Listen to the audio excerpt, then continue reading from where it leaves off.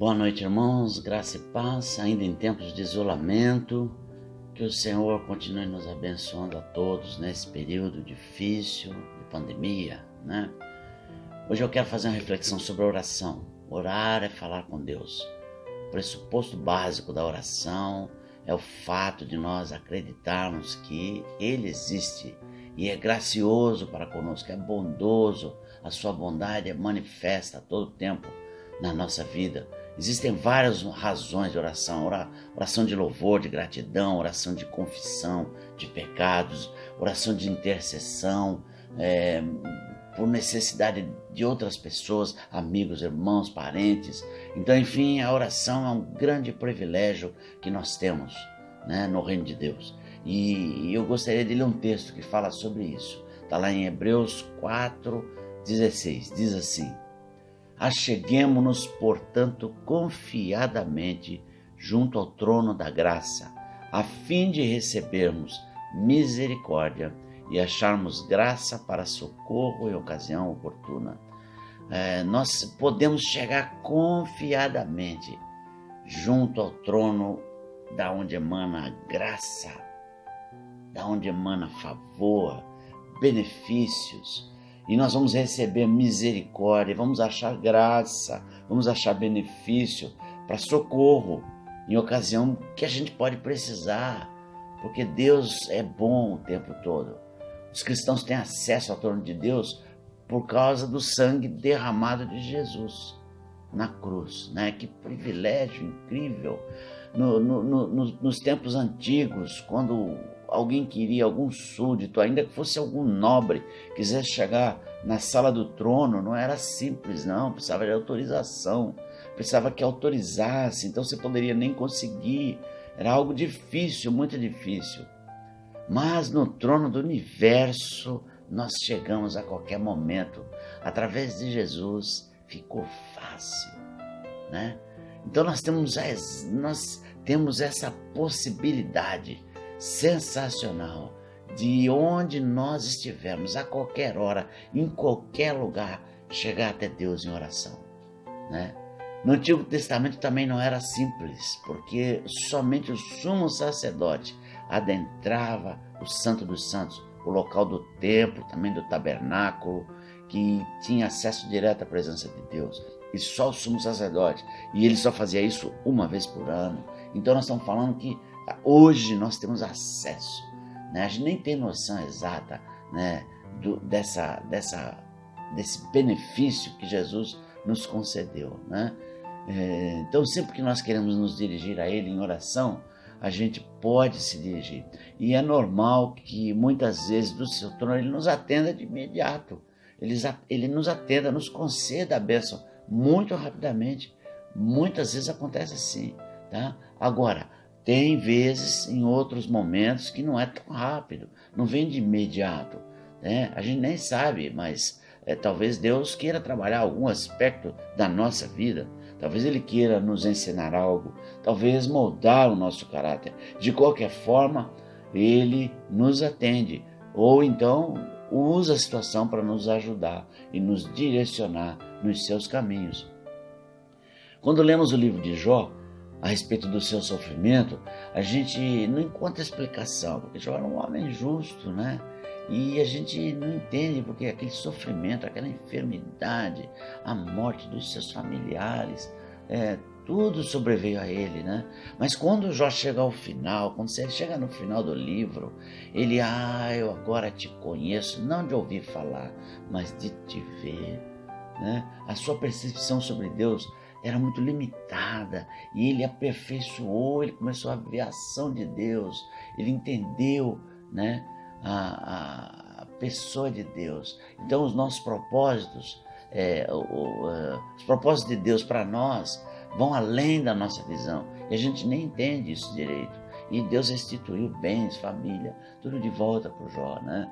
Mas e quando Deus, às vezes ele atende rápido, às vezes ele atende meio devagar, mas ele não atende todas as vezes.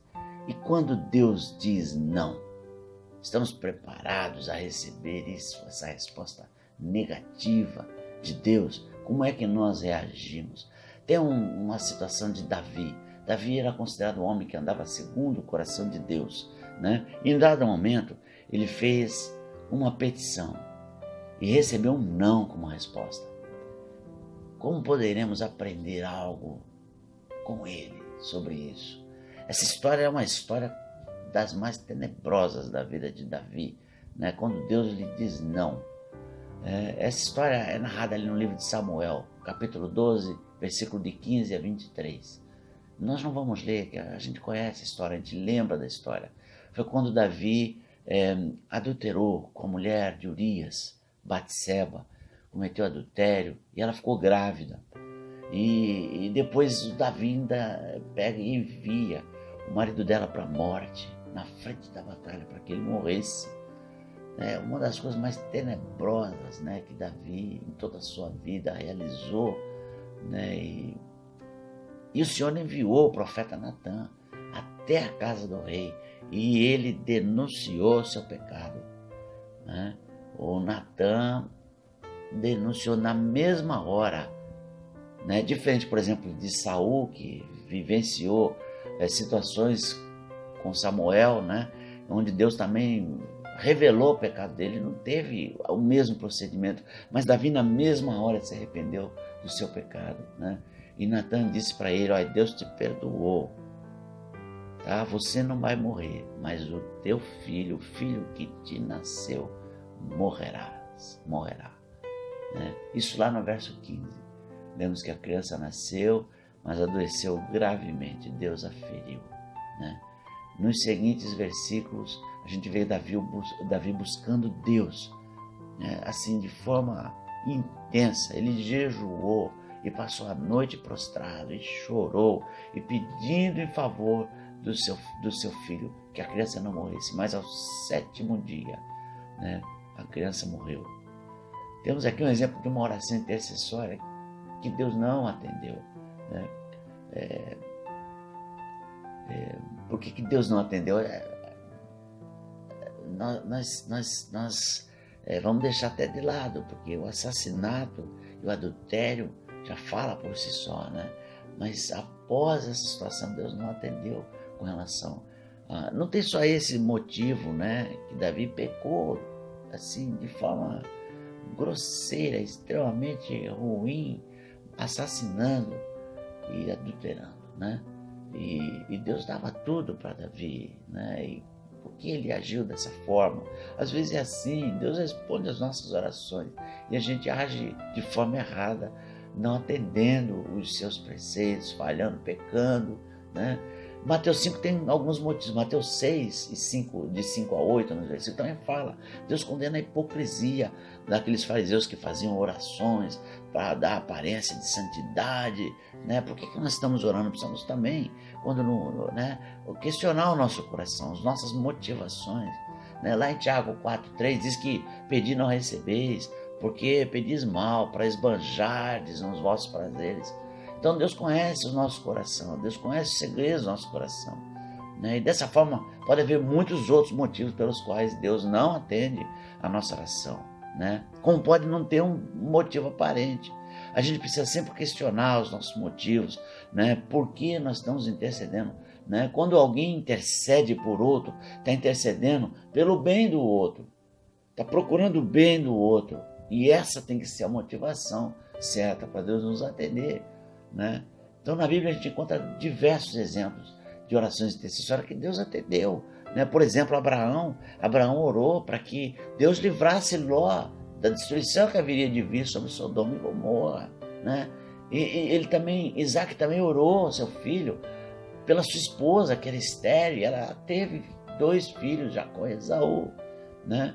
O apóstolo Paulo orava pelas igrejas que ele fundou, pedindo que os irmãos crescessem no pleno conhecimento do Evangelho. Ora, esse é o motivo mais do que importante para que os irmãos cresçam no conhecimento da palavra de Deus. Isso é tremendo, Deus atende, coincide com a vontade dele, é isso que ele quer de nós. Então todos nós somos chamados a interceder. Isso não é um ministério de ungidos, não. A oração do pastor não é melhor do que a sua, meu irmão, porque Jesus morreu por mim e por você igualzinho, e eu e você somos pecadores igualzinho. Então todos nós somos chamados a orar, interceder, né? Não tem uma categoria de super crentes, tá? Para que ele atenda, tá bom? Mas questionando as nossas razões, nossos motivos aí, isso é importante, né? O que podemos fazer, o que nós podemos aprender com a história de Davi sobre a oração intercessória? Claro, adultério e assassinato nem se cogita, né? É óbvio. Mas tem uma atitude de Davi aqui singular. Ele ficou 7 dias em jejum e oração. Imagina, Deus levou a criança. Entretanto, quando ele soube que a criança havia morrido, ele levantou-se em jejum, entrou na casa de Deus e o adorou. Por quê? Porque é simples, porque se Deus diz sim para a nossa oração, Ele é digno de toda adoração. E se Ele diz não, Ele também é digno de toda adoração. E nós devemos adorá-lo, qualquer que seja a situação de profunda tristeza ainda no nosso coração, né? Ainda assim, né? Nós devemos ter um coração que confia em Deus, que sabe o que é bom e que se Ele não fez é porque Ele não foi bom, não seria bom para Davi que ele mantivesse o filho vivo. A minha oração diante desse contexto é que possamos aprender a confiar no Senhor, que a gente possa aprender a confiar no seu amor, que a gente precisa aprender que Ele é o nosso bom pastor, que nos guia por veredas de justiça, que nos faz repousar em pastos verdejantes, que nos leva para águas tranquilas, que nos leva em segurança no vale, né? Que nos segue todos os dias da nossa vida com bondade e misericórdia, sempre. Esse é o nosso Deus e que a gente aprenda a confiar nesse Deus verdadeiro que existe e que é bom sempre. Deus os abençoe, Deus nos guarde.